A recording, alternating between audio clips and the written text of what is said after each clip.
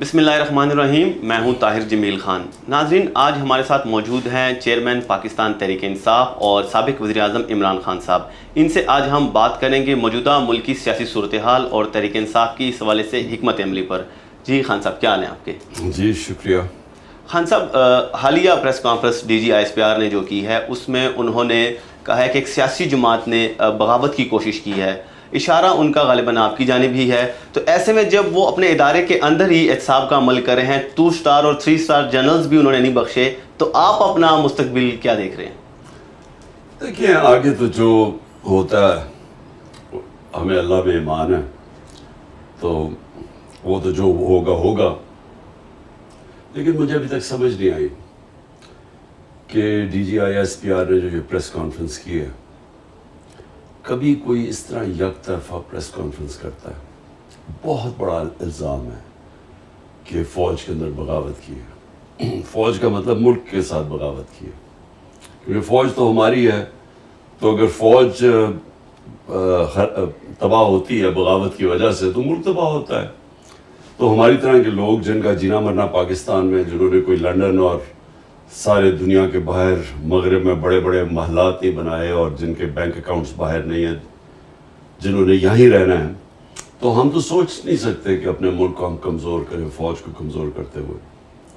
تو مجھے اس press conference کی سمجھ نہیں آئی کہ 9 مئی کو ایک ایونٹ بنا کے اور کوئی انڈیپینڈنٹ تحقیقات نہیں ہے. دیکھیں نا، ساری دنیا کے اندر، یورپ میں، امریکہ میں، انگلینڈ میں کوئی حادثہ ہوتا ہے، ہمیشہ اس کی انڈیپینڈنٹ انویسٹیگیشن ہوتی ہے.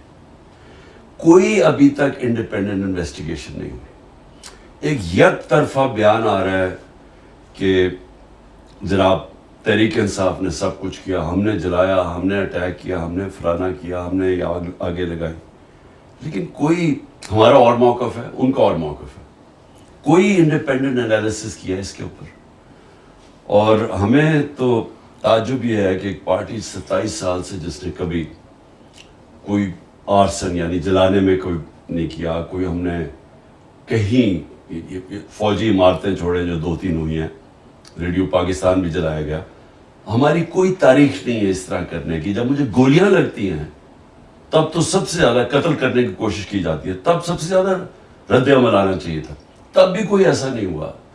تو یہ جو یک طرفہ سرا ہوا ہے اور کوئی بات نہیں کر رہا کہ 25 لوگ اس دن شہید ہوئے. 16 کے ہمارے پاس پوری ڈیٹیلز ہیں. جو باقی 9 ہیں ان کے لوگ اتنے ڈرے ہوئے ہیں کہ ہمیں وہ بتا نہیں رہے، یعنی وہ چھپے ہوئے انڈر گراؤنڈ چلے گئے.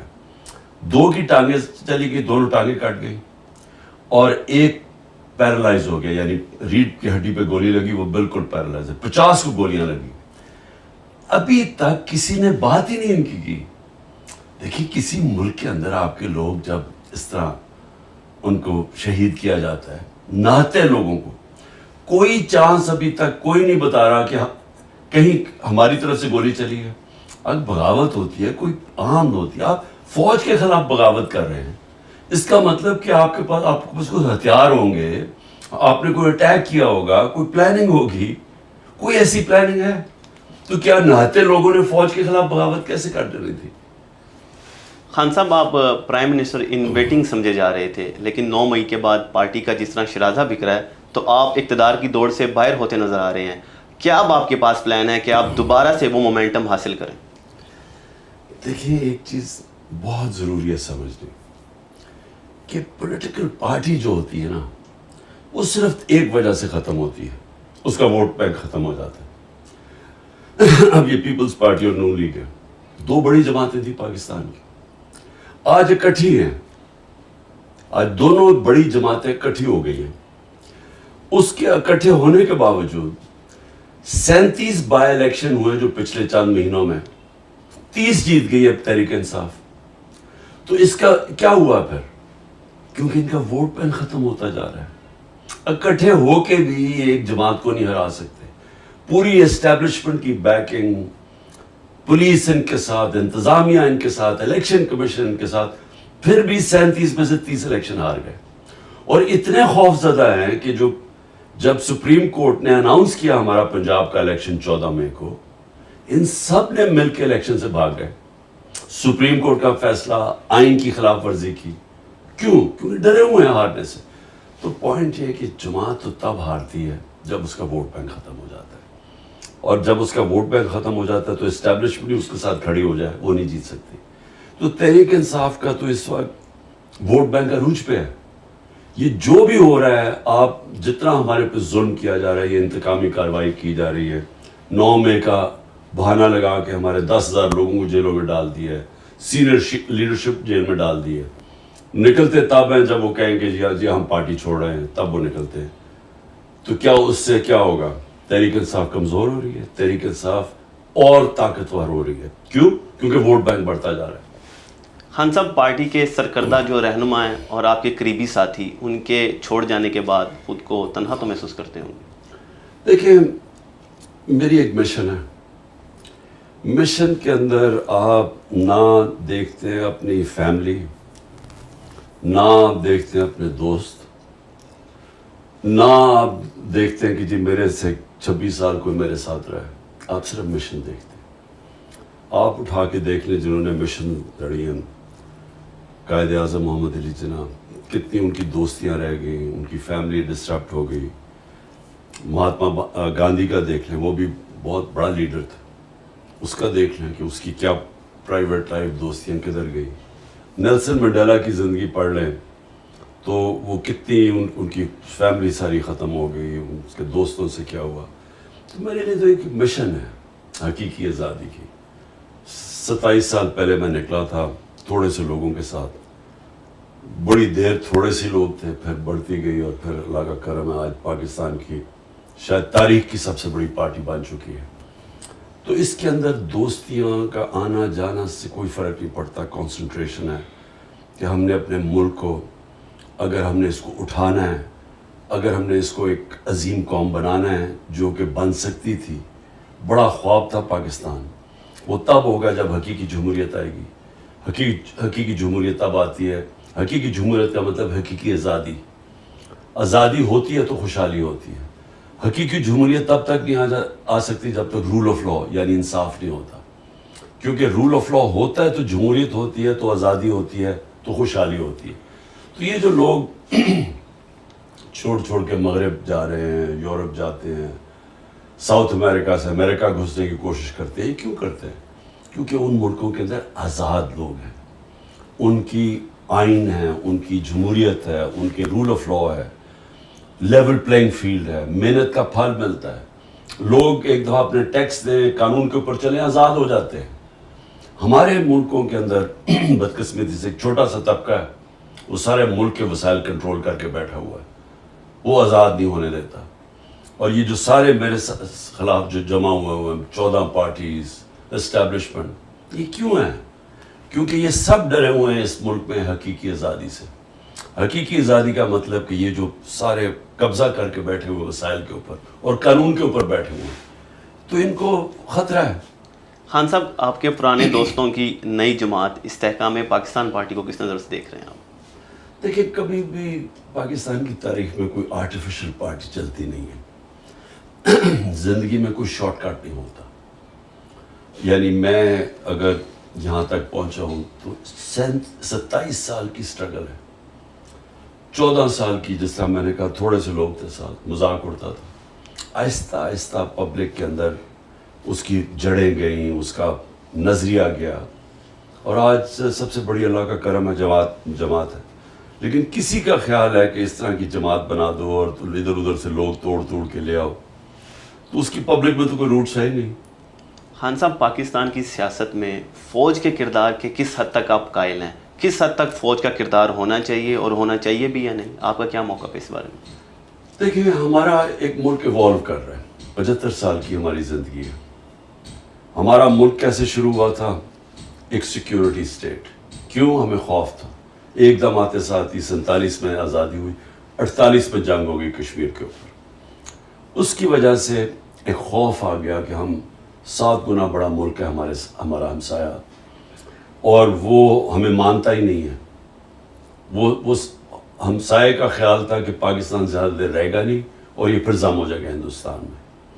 اس خوف کی وجہ سے ہماری سیکیورٹی اسٹیٹ اور قوم اپنی فوج کے ساتھ کھڑی ہو گئی, اور قوم یہ سمجھتی تھی کہ فوج کی ہمیں بہت ضرورت ہے. تو وہ ہوتا ہوا ایسے کہ فوج نے 3 دفعہ ڈائریکٹ مارشل لاز لگائے حکومت کی, اور جب نہیں بھی مارشل لا تھے تو فوج اندر ایک سسٹم کے انٹرنچ ہو گئی. میرا پوائنٹ یہ ہے کہ آگے جب ہم پڑھ رہے ہیں, کوئی بھی جو پرماننٹ چیز ہوتی ہے نا, وہ ہوتی ہے چینج. آپ اگر وقت کے ساتھ نہیں بدلتے, ٹائم کسی کی انتظار نہیں کرتا, آپ کو پیچھے چھوڑ دیتا ہے. آج اگر ہم اپنا ہندوستان سے موازنہ کریں, اور جو ابھی ہندوستان کی اور امریکہ کا جو معاہدے ہوئے ہیں, اور جس تیزی سے اب ہندوستان آگے بڑھ رہا ہے, اور جس تیزی سے ہم نیچے جا رہے ہیں, تو ہمیں آج ہی سوچنا چاہیے کہ اگر ہم نے اپنے آپ کو بدلا نہ, تو ہمارا مستقبل اب خطرے میں ہے. کیونکہ جو ہندوستان کی یہ جو بی جے پی یا RSS کی جو نظریہ آئیڈیالوجی ہے, یہ پاکستان کو تسلیم نہیں کرتی, اور یہ پوری کوشش کرے گی کہ اگر انہوں نے یہ دیکھا جس طرح ہم کمزور ہوتے جا رہے ہیں, تو وہ گرتی ہوئی دیوار کو ایک دھکا اور دو, وہ ضرور کریں گے. وہ ہمیں اور کمزور کریں گے, کیونکہ وہ نریندر مودی کا بڑا ایک تکبر بھرا ہوا بیان آیا ہے کہ پاکستان تو اپنے بوجھ کے اندر ہی گر رہا ہے, ہمیں تو اس کی پرواہ نہیں کرنی چاہیے. لیکن وہ پرواہ کر رہے ہیں, وہ کریں گے پاکستان کو اور کمزور. تو ہمیں تو اپنے آپ کو اگر ہم نے نہ بدلا, ہم نے ایک اپنے آپ کو ایک حقیقی طور پہ جمہوریت اور رول آف لا نہ لے کے آئے پاکستان میں, تو مجھے افسوس سے کہنا پڑتا ہے کہ جو اب حالات ہیں, اگر اسی طرح ہم چلتے رہے, اس کا تو کوئی مستقبل نہیں ہے. خان صاحب, پاکستان میں میڈیا کی آزادی کو آپ کس نظر سے دیکھ رہے ہیں, اور کس حد تک میڈیا کی آزادی کے آپ قائل ہیں؟ دیکھیں, جمہوریت کیا ہے؟ جمہوریت ہے آزادی. جمہوریت کیوں ہم چاہتے ہیں؟ کیونکہ ہمیں آزاد کر دیتی ہے. کیوں جو ملک جمہوریت جن میں آ جاتی ہے وہ کیوں تیزی سے ترقی کر جاتے ہیں؟ کیونکہ وہ لوگ آزاد ہو جاتے ہیں. ایسٹ اور ویسٹ یورپ دوسری جنگ عظیم کے بعد آدھا غلامی میں چلا گیا, ایک ٹوٹیلیٹیرین سٹیٹس بن گئی, آزادی ختم ہو گئی. اور جو آدھا یورپ تھا, ویسٹرن یورپ, آزاد ہو گیا. 50 سال کے بعد جو آزاد یورپ تھا وہ خوشحال ہو گیا, اوپر چلا گیا. جو غلام تھا وہ نیچے رہ گیا. ایسٹ جرمنی, ویسٹ جرمنی, جو آزاد تھا, جو جمہوریت تھی, ویسٹ جرمنی وہ اوپر چلا گیا, ایسٹ جرمنی پیچھے رہ گیا. ساؤتھ کوریا, نارتھ کوریا میں ڈکٹیٹرشپ آ گئی, ساؤتھ کوریا جمہوریت آ گئی, وہ اوپر چلا گیا اور وہ پیچھے رہ گیا. تو ہمیں یہ پتہ ہے کہ جمہوریت اور آزادی ساتھ ساتھ جاتے ہیں, اور اس کے لیے آزاد میڈیا بہت ضروری ہے. جب آپ میڈیا آزاد ہوتا ہے, وہ تنقید کرتا ہے. ایک سسٹم, جب ایک سسٹم میں آپ تنقید کرتے ہیں, وہ اس میں اصلاحات کی چانس ہوتی ہے. جب آپ تنقید ختم کر دیتے ہیں, سسٹم ختم ہو جاتا ہے. اور وہی میں نے آپ کو جو مثال دے رہا ہوں کہ یہ سب معاشروں میں جب ڈکٹیٹرشپ میں تنقید ختم ہو جاتی ہے, سسٹم پیچھے رہ جاتے ہیں. تو آزاد میڈیا تو بہت ضروری ہے. یہ ہے کہ اس کو ذمہ دار ہونا چاہیے, اس کے اوپر کربز ہونی چاہیے. جس طرح مغرب میں لائبل کیسز ہوتے ہیں, آپ کسی کی توہین نہیں کر سکتے, لیکن تنقید کرنا ایک معاشرے کے لیے تو خون ہے, اس کا خون بڑھتا ہے. خان صاحب, لیکن اس حوالے سے ہی کہا جاتا ہے کہ آپ کے دور میں بھی کوئی مثالی دور نہیں تھا میڈیا کے حوالے سے. نہ صرف انڈیویجولی صحافی اس سے متاثر ہوئے ہیں, بلکہ کئی ادارے بند ہوئے, کئی سینکڑوں صحافی بے روزگار بھی ہوئے ہیں. اس حوالے سے آپ کیا کہیں گے؟ یہ بالکل پروپیگنڈا ہے. میں چیلنج کرتا ہوں, ایک انگریزی میں لفظ ہوتا ہے, وہ کہتے ہیں کہ فالس ایکویولنس. غلط طریقے سے ایکویٹ کر دیتے ہیں دو بالکل مختلف چیزوں. آج میڈیا بالکل کنٹرولڈ ہے. آپ آج عمران خان کا ٹی وی پہ نام نہیں لے سکتے, جو ملک کی سب سے بڑی پارٹی ہے اور جس کی ریٹنگ 70 to 80% ہے ایک جمہوریت کے اندر. کیسے ہو سکتا ہے کہ میڈیا پہ آپ اس کو دکھانے نہیں دے رہے؟ اس کا مطلب میڈیا تو ختم ہو گیا. آج تو ٹوٹل سینسرشپ ہے. حکم ملا ان کو کہ نہ عمران خان نہ تحریک انصاف کا موقف نہیں ٹی وی پہ آ سکتا. ہمارے زمانے میں 2-3 انسیڈنٹ ہوئے. اس کے پیچھے اس وقت کیونکہ ہم جنگ سے نکل گئے تھے, وار آن ٹیرر سے, تو وہ سیکیورٹی یہی فوج نے 2-3 لوگوں کے اوپر ایکشن لیا تھا. میری گورنمنٹ نے کسی کے اوپر ایکشن لیا, اور ایک جگہ مطیع اللہ جان کو اٹھایا گیا تھا, ہمیں پتہ چلا, اگلے دن ہم نے اس کو چھڑوایا. یعنی ہمیں اب 4-5 ہمارے بڑے صحافی ملک سے باہر چلے گئے ہیں. ایک کو ملک سے باہر گیا, اس کو قتل کروایا, ارشد شریف کو. اس وقت عمران ریاض 1.5 مہینہ ہو گیا, اس کا پتہ ہی نہیں کدھر ہے, اور عدالت کہہ رہی ہے اسے پیش کرو, اس کا پتہ نہیں ہے. 4-5 سینئر صحافیوں کو مارے پڑوائی ہیں. آپ تو کچھ کمپیئر ہی نہیں کر سکتے ہمارے دور اور اس دور کو. یہ تو مارشل لاء میں اتنے برے حالات نہیں تھے جو آج ہیں. خان صاحب, دنیا ایک بار پھر 2 واضح بلاک میں تقسیم ہو چکی ہے. ایک طرف جہاں امریکہ اور اس کے اتحادی یورپی اور دیگر اقوام ہیں, تو دوسری جانب روس, چین اور ایران سمیت کچھ دیگر ممالک ہیں. آپ پاکستان کا مستقبل کس بلاک کے ساتھ دیکھ رہے ہیں؟ دیکھیں, پاکستان کو کسی بلاک میں نہیں شامل ہونا چاہیے. میں اصل میں, ہمارے ہیں تو مخالف, لیکن میں ہندوستان کی فارن پالیسی کو بڑی میچور اور بڑی ذہین فارن پالیسی سمجھتا ہوں. ہندوستان نے اپنے آپ کو نان الائنڈ رکھا, مطلب کہ ہم کسی بلاک میں نہیں ہیں. جب کولڈ وار تھی اور ہم بلاکس میں چلے گئے, اور اس کے انہوں نے سب سے اپنے تعلقات رکھے, امریکہ سے بھی رکھے, روس سے بڑے کلوز تعلقات تھے. اب چین سے ہے تو ان کی تھوڑی آپس میں کانفلکٹ ہے, لیکن چین کے ساتھ ان کی اربوں ڈالر کی ٹریڈ ہے, تجارت چین سے بھی کر رہے ہیں. روس سے سستا تیل لے رہے ہیں. امریکہ کے ساتھ ابھی وہ الائنس کر لی ہے کہ ہر قسم کا انہوں نے کبھی اس طرح کی اسٹریٹجک الائنس, اکنامک, ٹیکنالوجی, جس طرح کی وہ الائنس کی ہے. تو پاکستان کدھر کھڑا ہے آج؟ ہمیں اپنا سوچنا چاہیے نا. ہم پہلے پھنس گئے جا کے ایک بلاک میں, امریکہ کی ہم خدمت کرتے رہے. اس کے بعد جب ہمیں ضرورت ہوتی تھی تو امریکہ ہمیں استعمال کرتا تھا, اور ہم وہ استعمال ہوتے تھے. افغان جہاد میں ہم استعمال ہوئے, جب ٹیشو پیپر کی طرح استعمال کر کے پھینک دیا گیا. پھر وار آن ٹیرر میں استعمال ہوئے, پھر وہ ختم پھینک دیا گیا. تو یہ تو ہمارا اپنا قصور ہے. ایک خوددار فارن پالیسی ہونی چاہیے, غیرت ہونی چاہیے, قومی غیرت, ایک اپنے پیر پہ کھڑا ہونا چاہیے. ہمیں اب سب سے اچھے تعلقات رکھنے چاہیے. ہمیں امریکہ سے بھی اچھے رکھنے چاہیے, چین سے بھی, روس سے بھی, سب سے. کیونکہ ہمیں تو ایک امن چاہیے پاکستان میں.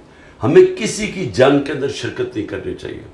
میرا بالکل موقف ٹھیک تھا کہ روس اور یوکرین کے بیچ ہمیں نیوٹرل رہنا چاہیے. اس گورنمنٹ نے آ کے یوکرین کا ساتھ دینا شروع کر دیا, اور پھر کہتے ہیں جی روس نے ہمیں سستا تیل نہیں دیا. تو یہ تو ہمارا اپنا, ہمیں کیوں ضرورت ہے؟ کیا کوئی ہماری کانفلکٹ میں شرکت کرتا ہے؟ ہمارا اب کشمیر کا مسئلہ بنا ہوا ہے. انہوں نے, ہندوستان نے یونائٹڈ نیشنز کی سیکورٹی کاؤنسل ریزولوشن کو باہر پھینک کے ان کی اسٹیٹوٹ ختم کر دیے. 5 اگست 2019 میں. کیا کسی نے ہماری مدد کی ہے؟ کوئی ہمارے لیے بولا ہے؟ تو ہم کیوں کسی کی جنگوں میں شرکت کریں؟ خان صاحب, آپ امریکہ پر الزام لگاتے تھے اپنی حکومت کے خاتمے کا, آپ آج بھی سٹینڈ کر رہے ہیں اس الزام پہ؟ دیکھیں, جو حقیقت ہے وہ تو ہے نا حقیقت, کہ ایک 6 مارچ کو میرے پاس ایک سائفر آتا ہے, کوڈڈ میسج, سیکرٹ میسج اپنے ایمبیسڈر سے واشنگٹن میں, اسد مجید سے, کہ ان کو ایک American under secretary of state نے کہا کہ عمران خان کو اگر تم نہیں ہٹاؤ گے ووٹ آف نو کانفیڈنس میں, تو ہم تمہارے لیے, پاکستان کے لیے کانسیکوینسز ہوں گے. تو یہ تو حقیقت ہے, کیونکہ وہ سائفر تو میں نے اس میں بھی کیبنٹ میں رکھا, نیشنل سیکورٹی کاؤنسل میں رکھا, کہ ہمارے ملک کی توہین ہے یہ, کہ ایک دوسرے ملک کا ایک آفیشل کہہ رہا ہے کہ ملک کے الیکٹڈ پرائم منسٹر کو ہٹا دو. تو وہ تو فیکٹ ہے. لیکن بعد میں ہمیں جب چیزیں آہستہ آہستہ پتہ چلی, ایک فائرہ ہے انگلینڈ کے اندر, امریکہ کے اندر, جس کے اندر آپ کو رجسٹر کرنا پڑتا ہے. کوئی بھی فورن لابسٹ ہو اس کو رجسٹر کرنا پڑتا ہے. کسی ملک سے اگر کوئی لابی کر رہا ہو تو اس میں پتہ چلا کہ حسین حقانی کو ہم نے $30,000 دیے تھے, اور جنرل باجوہ نے اس کو پیسے دلوائے تھے اپنے لیے لابی کرنے کے لیے میرے خلاف, کہ عمران خان اینٹی امریکن ہے.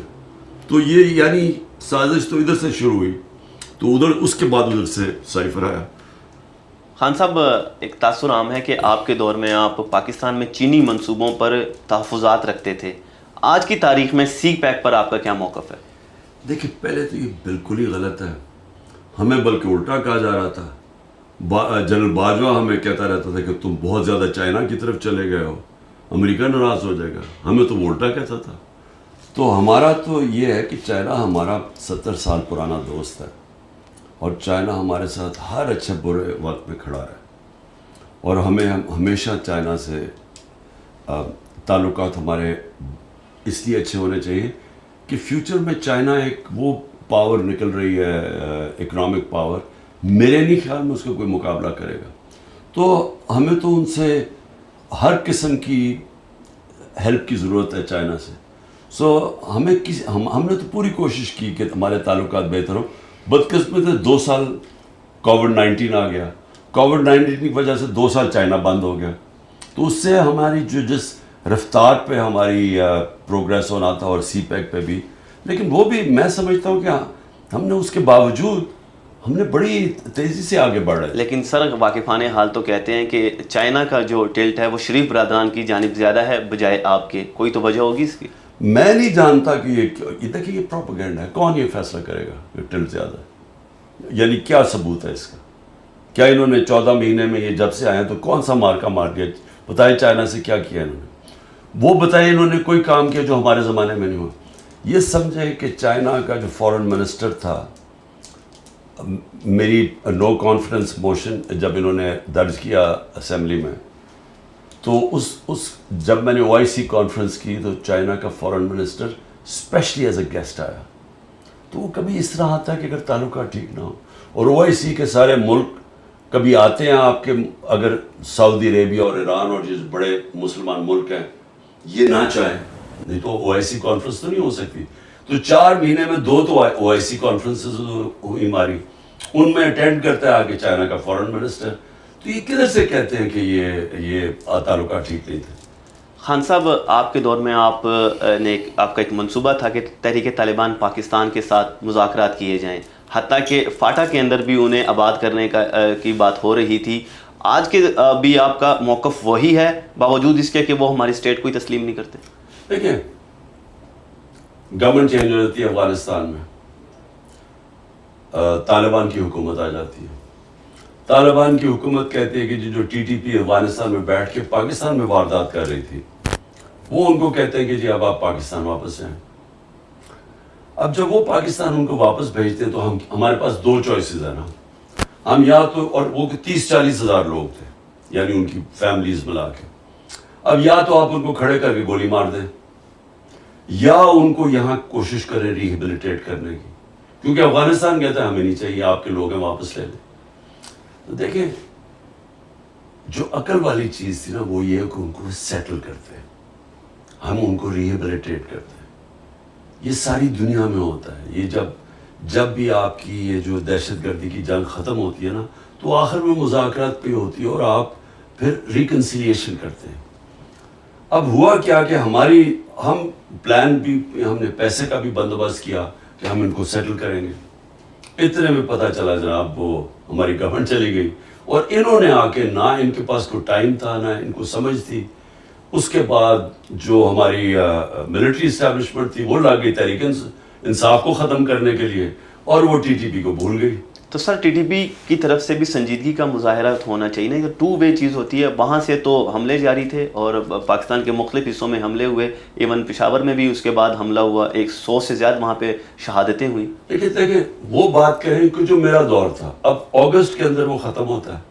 اگست میں، یعنی اگست میں ان کی گورنمنٹ آتی ہے طالبان کی، اور اس کے بعد یہ آنا شروع ہو جاتے ہیں نومبر دسمبر میں پاکستان.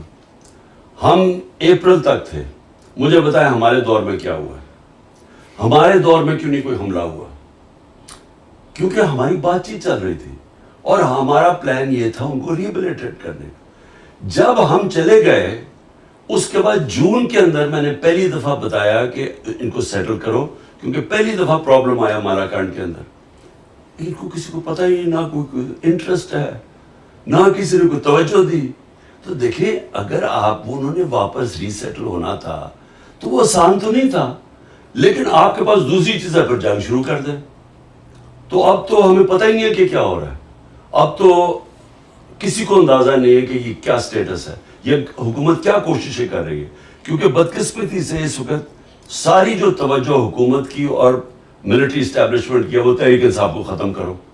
ہمارے اوپر پوری سرویلنس لگی ہوئی ہے، ہر جگہ لوگوں کو پکڑ پکڑ کے جیلوں میں ڈال رہے ہیں، یہ 10,000 لوگ ہمارے جیلوں میں ڈال دیے. تو ان کی تو ساری توجہ ادھر ہی ہے. سیکیورٹی فورس ایک ہی وقت پہ کام کر سکتی ہے نا. تو تحریک انصاف کو ختم کرتے کرتے باقی سیکیورٹی کے اوپر ان کے پاس کدھر ٹائم ہے. خان صاحب، آپ نے اقوام متحدہ کی جنرل اسمبلی سے خطاب میں کہا تھا کہ پاکستانی پختون جو ہیں وہ افغان طالبان کے ساتھ ہمدردی رکھتے ہیں اور اس کی وجہ مذہبی سے زیادہ پشتون نیشنلزم ہے. اس سے آپ کی کیا مراد تھی؟ ہمارے دیکھنے اور سننے والوں کے لیے اس کی وضاحت فرمائیں. دیکھیں، جو آدھی آبادی ہے افغانستان کی وہ پشتون ہے، اور جو پاکستان میں یعنی 70% پشتون پاکستان میں رہتے ہیں، 65% کہہ دیں، اور 30 یا 35% افغانستان میں رہتے ہیں. ٹھیک، ان کی بڑی پرانی افیلیشن ہے، یعنی یہ صدیوں سے جاتی ہے. یہ پاکستان جو ڈیورینڈ لائن تھی نا بیچ میں، اس کو وہ مانتے ہی نہیں تھے. یہ پہلی دفعہ اس کا فینس کس نے کیا؟ ہم نے وہاں باڑ لگائی.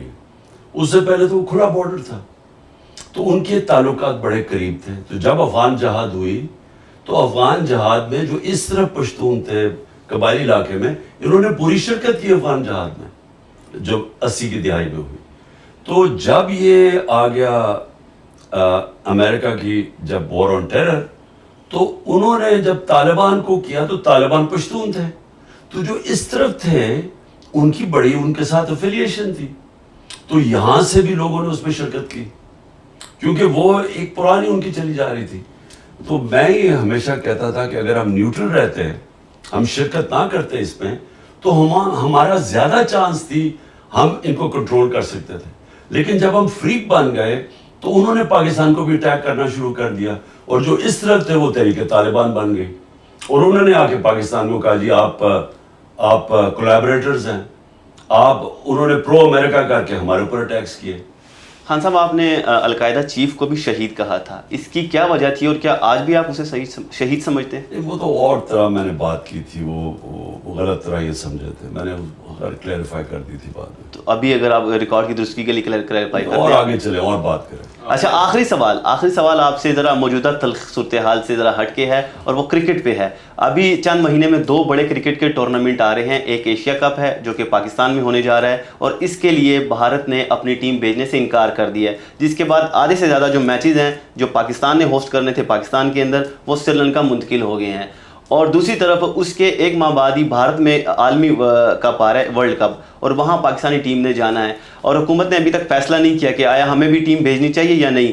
آپ اگر ہوتے، آپ وزیر اعظم ہوتے، آپ کا چیئرمین پی سی بی ہوتا، تو اس میں آپ کی کیا پالیسی ہوتی؟ میں پاکستان میں ٹورنامنٹ کرتا، بھارت نہیں آتی تو نہ آتی، کیونکہ اور اگر وہ یہاں نہ آتی تو ہمیں وہاں بھی نہیں جانا چاہیے تھا. کیونکہ دیکھیں یہ نہیں ہو سکتا کہ وہ یعنی یہ تو ایسے لگ رہا ہے کہ ہم اب ہمارا وہ سٹیٹس بن گیا ہے جو بنگلہ دیش کا ہے یا سری لنکا کا یا نیپال کا ہے. یعنی ہم تو وہ اب ہو گئے نا کہ ایک سیٹلائٹ سٹیٹ بن گئے. دیکھیں خودداری بھی ہوتی ہے قوم کی. پاکستان ابھی بھی دنیا کی ٹاپ کرکٹ ٹیمز میں سے ہے، اور پاکستان کی ٹیم کی اہمیت ہے، دنیا دیکھنا چاہتی ہے پاکستان ٹیم کو. ہمارے پاس ورلڈ کلاس کرکٹرز ہیں. ہمیں کیوں اپنے آپ کو انڈر سیل کرتے ہیں؟ کیا اگر وہ سمجھتے ہیں کہ وہ بہت بڑی کوئی کرکٹنگ پاور بن گئے تو ہم بھی ہیں.